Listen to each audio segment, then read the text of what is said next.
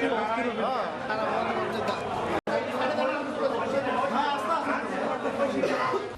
Backup LED light load shedding এ দেয় 3 ঘন্টার ব্যাকআপ, লাইটের ব্যাকআপ, লাইফের ব্যাকআপ। গত পরশুদিন আমাদের সদর থানায় আমরা জনাব হিরো আলমের বিরুদ্ধে একটি ওয়ারেন্ট আমরা পাই, যেটি হচ্ছে আমাদের নারী শিশু ট্রাইব্যুনাল 1 বগুড়া থেকে একটি ওয়ারেন্ট আমাদের সদর থানায় আসে।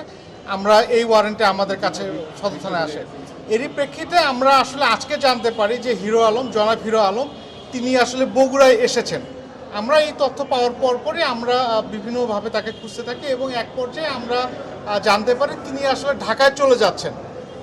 আমরা এই তথ্য পাওয়ার সঙ্গে সঙ্গে আমরা আসলে তাকে খুঁজতে থাকি।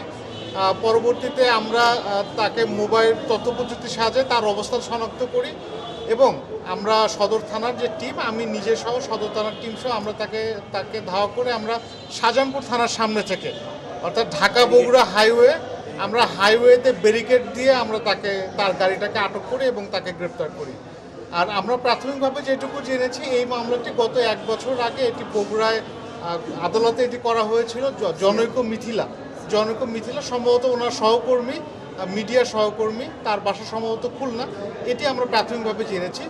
এই মামলাটি পিবিআই তদন্ত করে। পিবিআই তদন্তের প্রেক্ষিতে গত আমাদের এখানে থানায় একটি ওয়ারেন্ট আসে। ধন্যবাদ।